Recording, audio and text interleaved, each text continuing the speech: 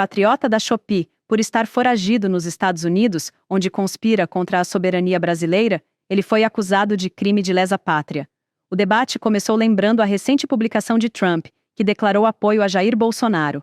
Eduardo voltou a defender a anistia, atacar Alexandre de Moraes e não escondeu que quer que o Brasil volte aos rumos que, abre aspas, nós queremos. Essa declaração é a declaração que vem do presidente do país que é o farol das liberdades, né? Fica muito complicado para o Moraes dizer que está defendendo a democracia, quando justamente aqui os Estados Unidos estão no sentido totalmente oposto, né? Ou então eles vão ter que dizer que os Estados Unidos é uma organização ditatorial, uma organização criminosa. Se bem que na prática é isso que eles já estão fazendo, né? Quando você abre uma investigação contra mim, né, com a acusação de abolição violenta do Estado Democrático de Direito, argumentando que isso se dá devido às minhas relações com autoridades da Casa Branca e do Congresso dos Estados Unidos, você está decretando que os Estados Unidos é uma organização criminosa. E isso salta aos olhos quando você compara, por exemplo, o nosso vice-presidente, que foi à posse do novo presidente do Irã e se sentou ao lado de líderes do Hamas, do Hezbollah, da Jihad Islâmica, dos Houthis. Então, fica muito claro para a percepção até popular ver quem é que está defendendo o lado correto. E eu gostaria de ressaltar aqui o ponto final da mensagem de hoje mais cedo do presidente Donald Trump, onde ele não fala apenas sobre Jair Bolsonaro e seus familiares, mas sobre a perseguição que é feita a todos os seus apoiadores. Bem da verdade, Jair, para dizer quase nunca, raramente apareceu nas conversas, nas reuniões com as autoridades americanas.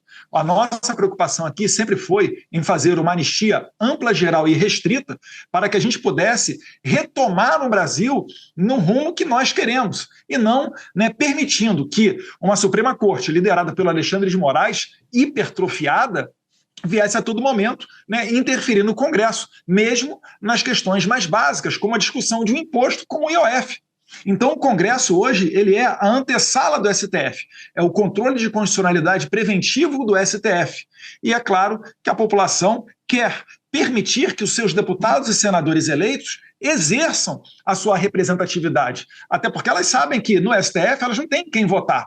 O sistema não foi feito para isso. Então, o que a gente busca aqui com essas sanções ao Alexandre de Moraes é resgatar a democracia brasileira. Não dá para você dizer que você vive num regime democrático, onde nem mesmo os deputados têm a certeza de que aquilo que eles votaram e aprovaram, no dia seguinte, pode ser derrubado pelo STF. Ou mesmo do que um deputado falar ou fizer um vídeo, ele no outro dia pode estar 9 anos na cadeia, como Daniel Silveira. Isso daí, né, é muito mais, né, do que uma ditadura que a esquerda tanto criticou que o Brasil viveu nos anos 70 com o regime militar. Então eu espero que esse impacto da declaração do Trump venha a ser positivo nesse sentido e também surge uma alta expectativa para outras ações, né? É provável que nos próximos dias o Brasil possa sim experimentar, né, uma sanção contra o Alexandre de Moraes, que é o que eu busquei sempre aqui nos Estados Unidos, já que no Brasil não existem mais ferramentas para fazer, né, o Brasil voltar a ser uma democracia normal. A fala não passou batido para Guilherme Boulos, que deu uma aula para Eduardo e seu clã. Olha, o Donald Trump é um conhecido bravateiro. Um dia ele faz taxa, no dia seguinte ele suspende a taxa.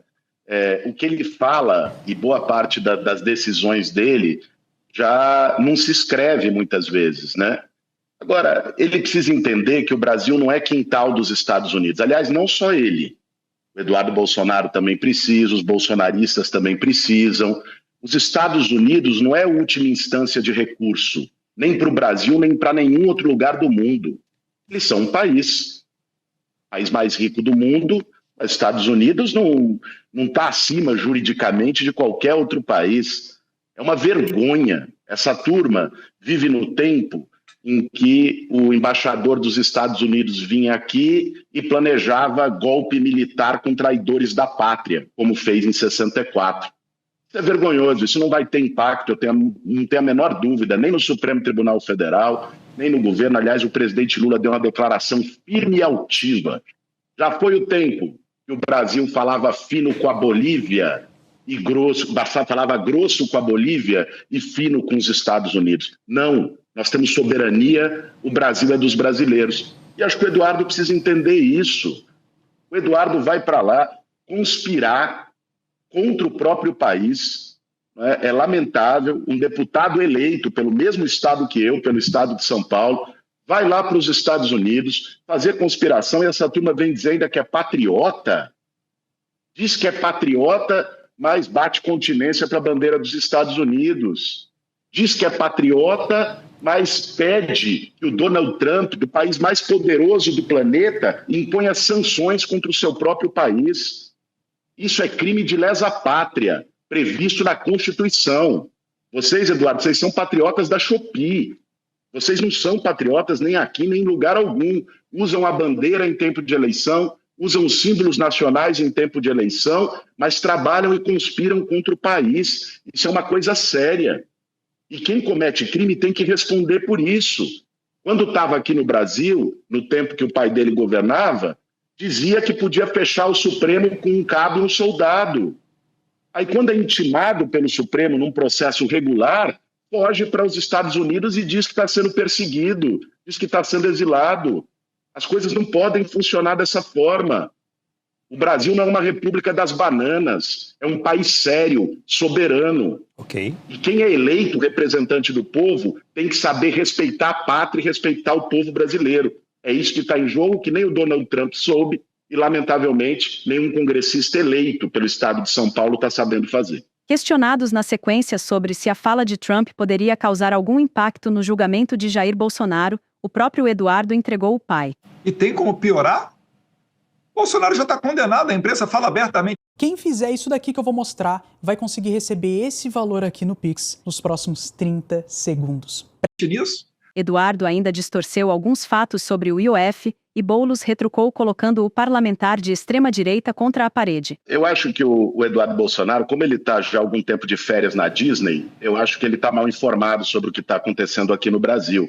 Então é importante informá-lo, né? Primeiro, a respeito do IOF, aliás, como os bolsonaristas sempre fazem, eu, diferente dele, que quando tem o primeiro estalo, pega o aviãozinho e vai embora, eu vou debater na rua com as pessoas. E fiz um debate na rua, um cidadão bolsonarista, mas até respeitoso, né, fez um questionamento do IOF, eu respondi, aí os bolsonaristas cortam só o questionamento e ele chama de sabão.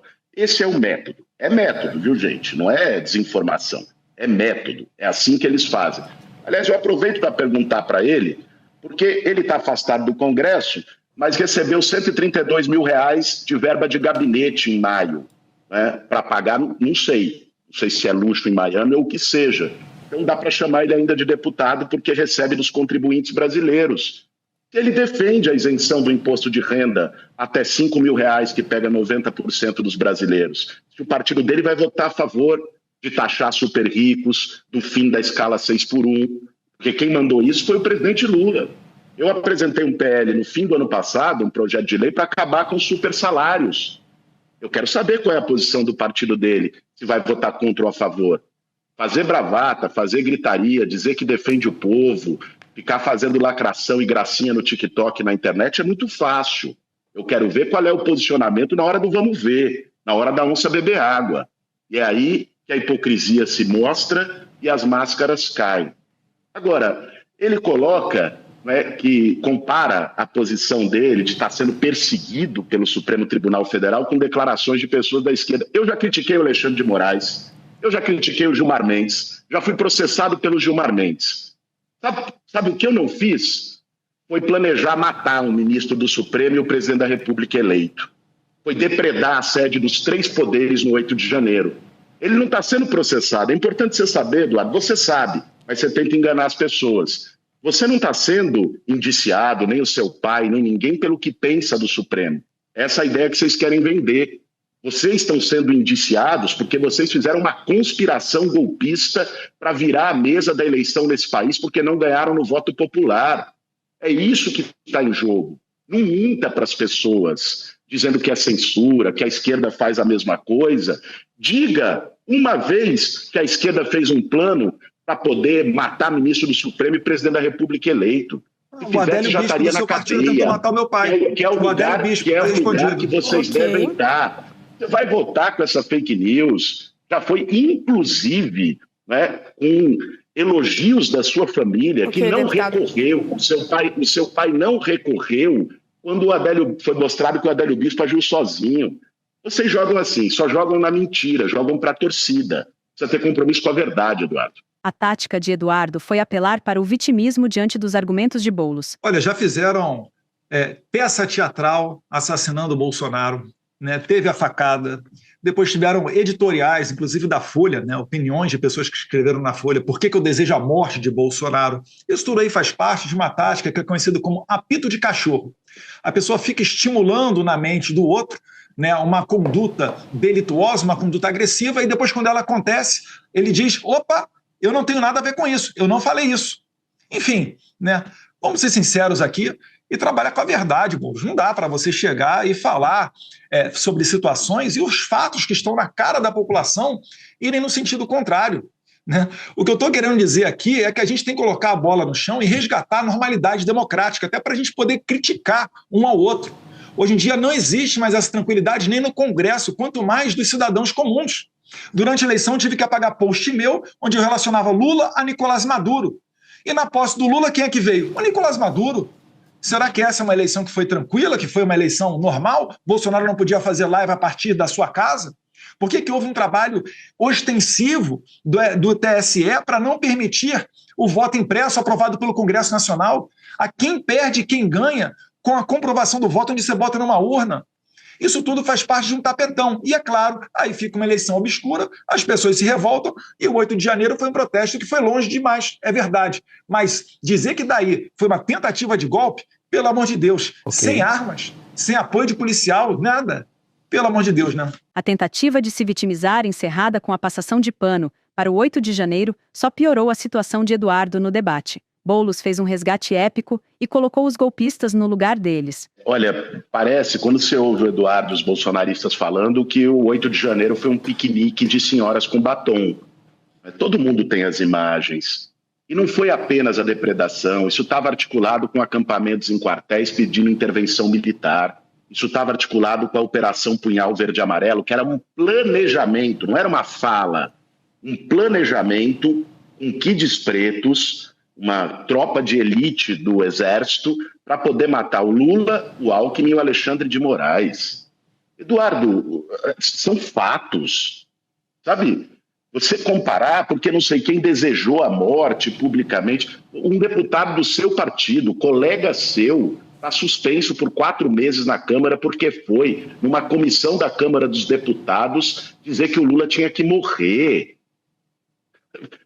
Não é possível que vocês trabalhem com tanta mentira. Boulos ainda voltou a afirmar que já foi o tempo que o Brasil falava fino com os Estados Unidos e que quem conspira contra seu próprio país é criminoso. Porque alguém que conspira contra o seu próprio país, uma autoridade estrangeira, cai num crime previsto em Constituição que é de lesa pátria.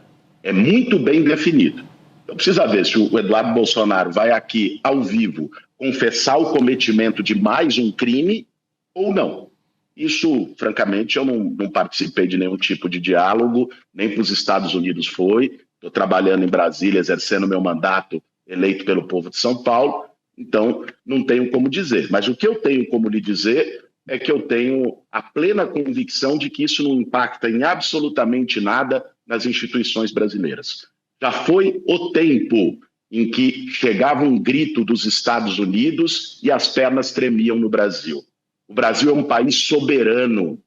O presidente Lula, inclusive, ajudou a resgatar o papel internacional do Brasil, que estava fortemente abalado pelas patetices do Bolsonaro como presidente, né? O Brasil agora discutindo política grande no mundo, nova moeda internacional nos BRICS, discutindo a entrada no Conselho de Segurança da ONU, sendo um agente internacional respeitado. Então, o Donald Trump pode falar à vontade, né? Ele é presidente dos Estados Unidos, ele não é dono do mundo. A justiça brasileira tem que agir e quem define os rumos do Brasil não é o Donald Trump, o Partido Republicano ou qualquer um que queira conspirar nos Estados Unidos contra o seu próprio país. Quem define o destino do Brasil é o povo brasileiro. E assim vai continuar sendo, sem qualquer fantoche ou lacaio de imperialismo querer se impor sobre o nosso país. Eu estava estudando inglês o dia inteiro.